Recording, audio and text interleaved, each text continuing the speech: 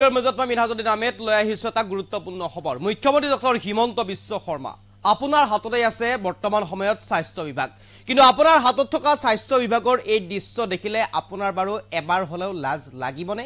বা আপুনি যে ডিঙিৰ শিৰফুলাই স্বাস্থ্য বিভাগৰ উন্নয়নৰ কথা কিংবা সামগ্ৰিকভাৱে উন্নয়নৰ কথা ভাষণ প্ৰসংগত উল্লেখ কৰে, তাৰ পিছত এই দৃশ্য চালে আপোনাৰ এবাৰ হলেও লাজ লাগিবনে?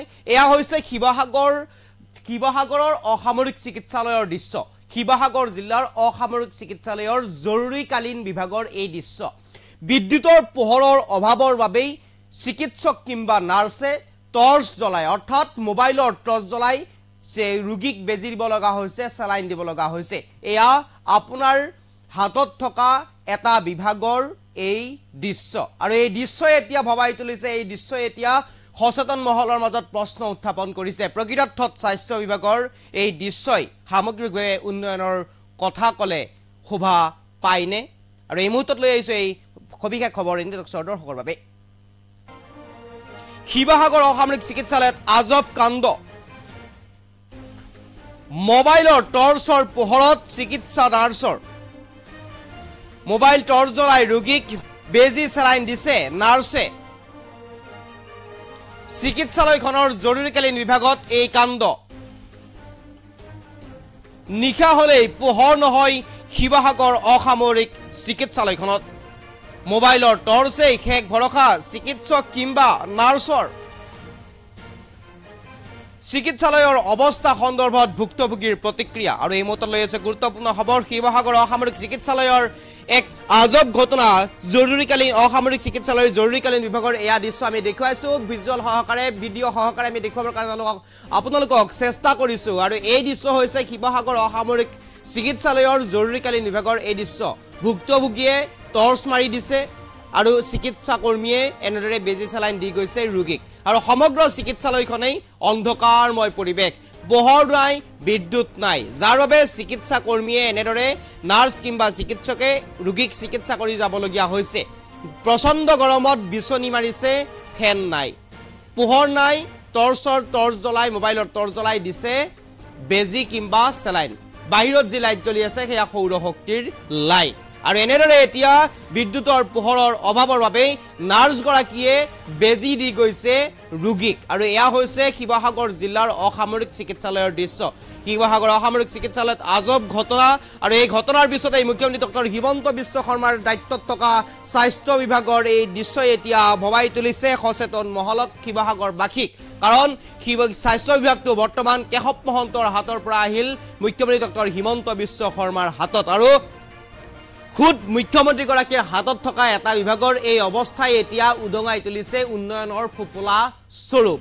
আৰু খুদ মুখ্যমন্ত্ৰীৰ হাততে আছে বৰ্তমান সময়ত স্বাস্থ্য বিভাগ, তাৰ পিছতো স্বাস্থ্য বিভাগৰ এই অৱস্থাই এতিয়া অসমৰ যে সামগ্ৰিক উন্নয়নৰ কথা শ্লোগান দি থাকে, উন্নয়নৰ ফুলজাৰি মাৰি থাকে সেইসকল নেতা মন্ত্ৰীয়ে, তাৰ পিছতে এই দৃশ্যই এতিয়া লজ্জানত কৰিবনে সেইগৰাকী নেতা কিংবা মন্ত্ৰীক? যিগৰাকী নেতা মন্ত্ৰীয়ে উন্নয়নৰ কথা কয়, যিগৰাকী মন্ত্ৰীয়ে ডিঙিৰ শিৰ ফুলাই উন্নয়নৰ শ্লোগান দিয়ে, উন্নয়নৰ কথা কয়, স্বাস্থ্য বিভাগৰ উন্নয়নৰ কথা কয়, সেইগৰাকী মন্ত্ৰী বা সেইগৰাকী নেতাৰ মুখত লাজ বিয়পিবনে? আৰু এনেদৰে এতিয়া চিকিৎসকে বা কিংবা নাৰ্ছে বেজি দিছে, চেলাইন দিছে মোবাইলৰ টৰ্চ জ্বলাই, আৰু বিদ্যুতৰ পোহৰৰ অভাৱত এনেদৰে এতিয়া নাৰ্ছে বেজি দিব লগা হৈছে শিৱসাগৰ অসামৰিক চিকিৎসালয়ৰ জৰুৰীকালীন বিভাগত। আৰু জৰুৰীকালীন বিভাগৰ এই দৃশ্যই এতিয়া ভবাই তুলিছে সচেতন মহলক। খুদ মুখ্যমন্ত্ৰী ডক্টৰ হিমন্ত বিশ্ব শৰ্মাৰ হাতত থকা সেই বিভাগটোৰ বিভাগতে এনেদৰে এতিয়া চলিছে অৰাজকতা। আৰু এখন চিকিৎসালয়ত পোহৰ নহলে কেনেদৰে অসুবিধাৰ সন্মুখীন হ'ব লগা হয় সেয়া ব্যক্ত নকৰিলেও আপোনালোকে হয়তো অনুভৱ কৰিছে।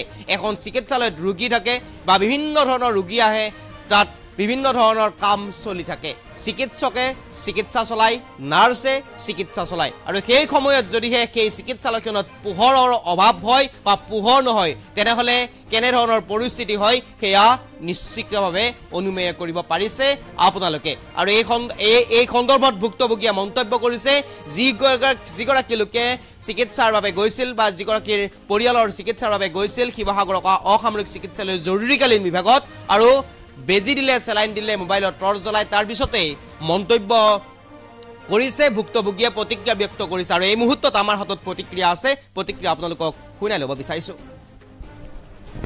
অতি ব্যস্ততাপূৰ্ণ চিকিৎসালয় যিখন হৈছে শিৱসাগৰ অসামৰিক চিকিৎসালয় চিকিৎসালয়খনত আজি হঠাৎ আমি উপস্থিত হৈ সঁচাকৈ এটা দৃশ্য দেখি আমাৰ দুখ অনুভৱ হ'ল সন্ধিয়াৰ ভাগত আচলতে চিকিৎসকে মোবাইলৰ পোহৰত বা মমৰ পোহৰত আচলতে চিকিৎসা প্ৰদান কৰিবলগীয়া হৈছে আজিৰ দিনত যিটো সময়ত আচলতে অসমৰ স্বাস্থ্য খণ্ডটো এটা বেলেগ পৰ্যায়ত পোৱা বুলি আচলতে আমি বিভিন্ন মাধ্যমত দেখা পাই আহিছোঁ গতিকে তেনে এটা সময়ত শিৱসাগৰ অসামৰিক চিকিৎসালয়ত মোবাইলৰ পোহৰেদি চিকিৎসা প্ৰদান কৰাৰ এটা বিষয় সঁচাকৈ দুৰ্ভাগ্যজনক আমি সঁচাকৈ দুখিত আমি শিৱসাগৰবাসী হিচাপে আজি আচলতে দুখ অনুভৱ কৰিছোঁ আমি আজি এই ভিডিঅ'ৰ দ্বাৰা এটা কথা শিৱসাগৰ জিলা প্ৰশাসন শিৱসাগৰ অসামৰিক চিকিৎসালয়ৰ কৰ্তৃপক্ষৰ লগতে শিৱসাগৰৰ স্থানীয় বিধায়কক আমি অনুৰোধ জনাব বিচাৰিছোঁ শিৱসাগৰ অসামৰিক চিকিৎসালয়ত কি ঘটি আছে কেনে ধৰণৰ সুবিধাসমূহ ৰোগীয়ে পাই আছে তাৰ আচলতে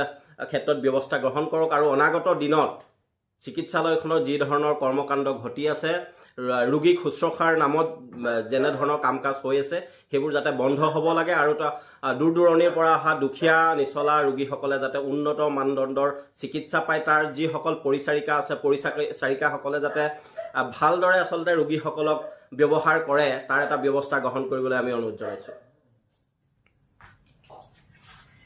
ঐতিহাসিক শিৱসাগৰৰ এখন অতি ব্যস্ততাপূৰ্ণ চিকিৎসালয় যিখন হৈছে শিৱসাগৰ অসামৰিক চিকিৎসালয় চিকিৎসালয়খনত আজি হঠাৎ আমি উপস্থিত হৈ সঁচাকৈ এটা দৃশ্য দেখি আমাৰ দুখ অনুভৱ হ'ল সন্ধিয়াৰ ভাগত আচলতে চিকিৎসকে মোবাইলৰ পোহৰত বা মমৰ পোহৰত আচলতে চিকিৎসা প্ৰদান কৰিবলগীয়া হৈছে আজিৰ দিনত যিটো সময়ত আচলতে অসমৰ স্বাস্থ্য খণ্ডটো এটা বেলেগ পৰ্যায়ত পোৱা বুলি আচলতে আমি বিভিন্ন মাধ্যমত দেখা পাই আহিছোঁ গতিকে তেনে এটা সময়ত শিৱসাগৰ অসামৰিক চিকিৎসালয়ত মোবাইলৰ পোহৰেদি চিকিৎসা প্ৰদান কৰাৰ এটা বিষয় সঁচাকৈ দুৰ্ভাগ্যজনক আমি সঁচাকৈ দুখিত আমি শিৱসাগৰবাসী হিচাপে আজি আচলতে দুখ অনুভৱ কৰিছোঁ আমি আজি এই ভিডিঅ'ৰ দ্বাৰা এটা কথা শিৱসাগৰ জিলা প্ৰশাসন শিৱসাগৰ অসামৰিক চিকিৎসালয়ৰ কৰ্তৃপক্ষৰ লগতে শিৱসাগৰৰ স্থানীয় বিধায়কক আমি অনুৰোধ জনাব বিচাৰিছোঁ শিৱসাগৰ অসামৰিক চিকিৎসালয়ত কি ঘটি আছে কেনে ধৰণৰ সুবিধাসমূহ ৰোগীয়ে পাই আছে